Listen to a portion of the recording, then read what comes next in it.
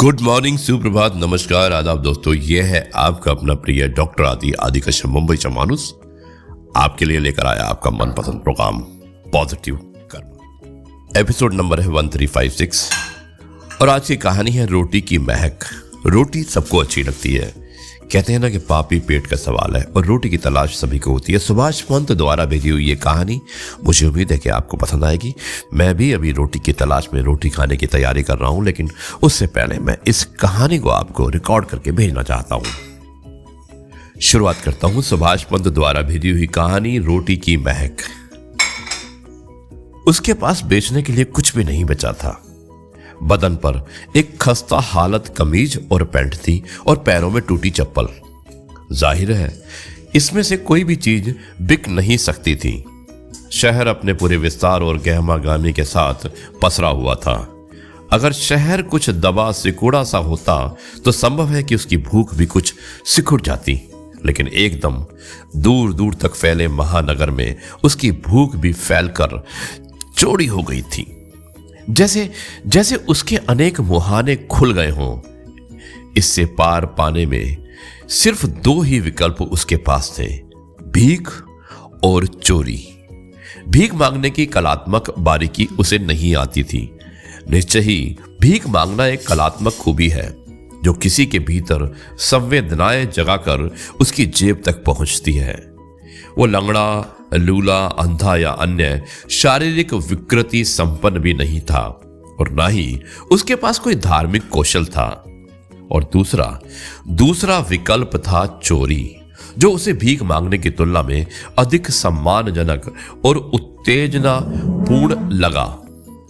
बहुत तेज धूप थी जिसमें पूरा शहर पिघलता हुआ लग रहा था। दोस्तों, ये कहानी मुझे उम्मीद है कि आपको पसंद भी आ रही होगी, क्योंकि इस वक्त वो बुलंद हौसले के साथ दुकानों की छाया में चल रहा था, जो सजी संवरी और अलसाई दुल्हनों की तरह लग रही थी। कभी वो चलते हुए राहत महसूस करता, खासकर जब वो किसी वातानुकूलित यानी कि एयर कंडीशन दुकान के पास से गुजरता और एक ठंडी सी लहर से आंदोलित हो जाता। कभी वो एकदम नाराज हो जाता और आश्चर्य और आक्रोश से भर जाता। सौंदर्य प्रसाधन की दुकानों में सैकड़ों किस्म के पाउडर, लिपस्टिक, सेंट वगैरह देखकर, जूतों की दुकानों पर इतने किस्म के और कीमती जूते थे कि एक जोड़ी जूती की कीमत में वो महीने भर गुजारा कर सकता था। इस देश के भीतर एक और देश है, लेकिन ये किन लोगों का देश है उसकी समझ में नहीं आता। आखिर वो लोग कौन है जो इतने कीमती जूते पहन सकते हैं? उनके पास इतना पैसा कहां से बरसता है और उन्हें यह नैतिक हक कैसे प्राप्त हो गया कि वो आदमी के पेट से बना जूता अपने पैर में पहन सकें? वो बुरी तरह से थक गया था। लगता था जैसे धूप, गर्मी और लू से उसका सारा सत खिंच गया हो। वो किसी भी समय लड़खड़ा कर गिर जाएगा, लेकिन वो इस तरह सड़क पर गिर पड़ने को तैयार नहीं था। हर विरुद्ध परिस्थिति के बावजूद वो खड़ा रहना चाहता था। क्षण भर सुस्ता लेने की वजह से वो एक दुकान के सायबान के नीचे रुक गया। छत के नीचे सुरक्षित कोने में एक चिड़िया सुस्ता रही थी।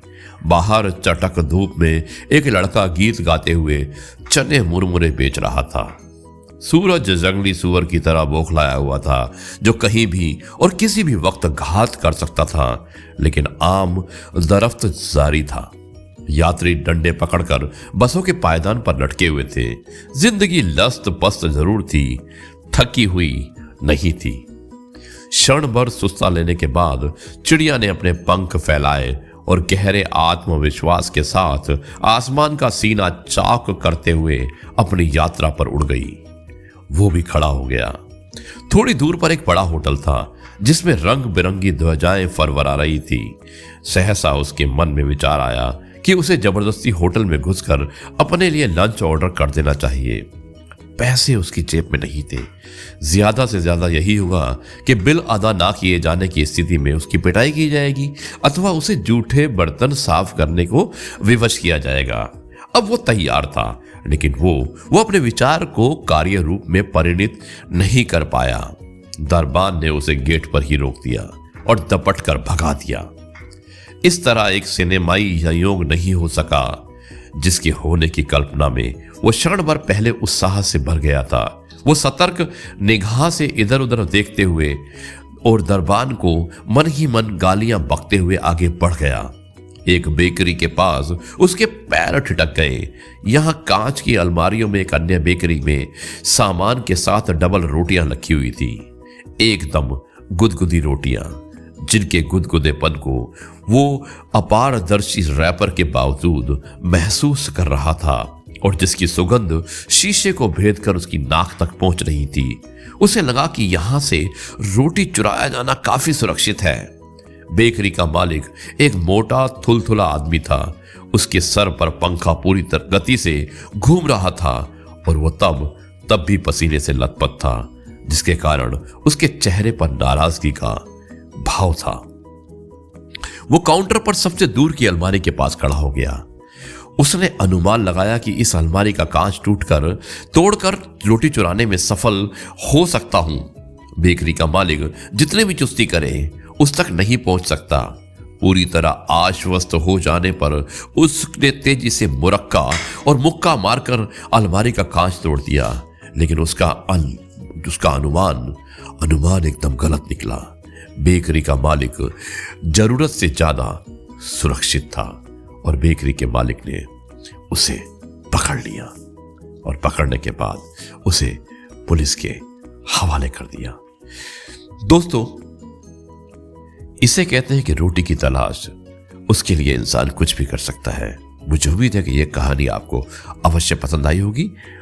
अब मैं इस कार्यक्रम को यहीं पर समाप्त करता हूं और कल आपसे एक बार फिर मुलाकात करूंगा कुछ नई बातों के साथ। तब तक के लिए कहता हूं जय गुरु जी, शुक्राना।